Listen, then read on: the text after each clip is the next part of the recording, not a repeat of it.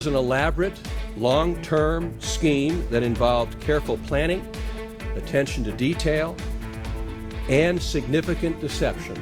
A beloved rabbi made national headlines after his incredible response to the horrific Poway synagogue shooting. But now he admits he was involved in a major tax fraud scheme at the Chabad of Poway that stretched back to the 1980s.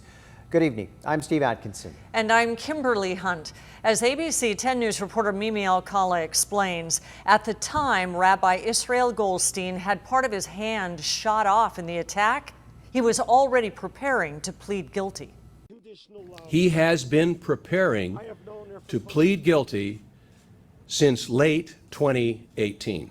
It was a guilty plea that was a long time coming but sent shockwaves through the community. Rabbi Israel Goldstein became well known across the nation, even meeting with the president after surviving the horrific Chabad of Poway shooting and then spreading messages of love and peace after.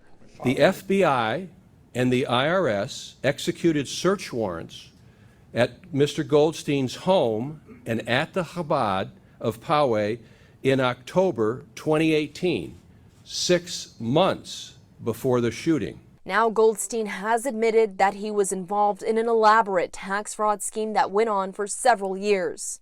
Over $6 million in fraudulent donations were accepted by Rabbi Goldstein, resulting in over $1.5 million in lost tax revenue to the United States government. Investigators call it the 90-10 tax deduction conspiracy. They say donors would make large contributions to the Chabad of Poway. Goldstein was in charge of the finances. They say he would then write up receipts for the donors to report to the IRS and receive a tax deduction. But the synagogue never got any of that money.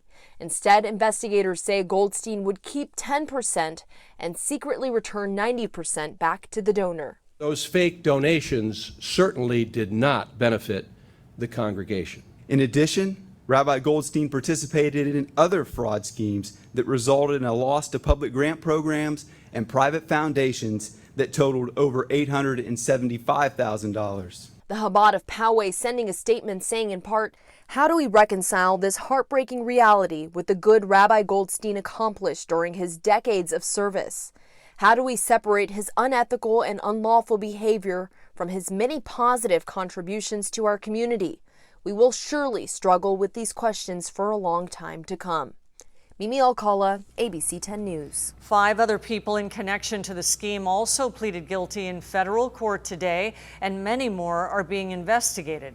Prosecutors say because of his cooperation and his actions after the shooting, they're recommending Goldstein be sentenced to probation.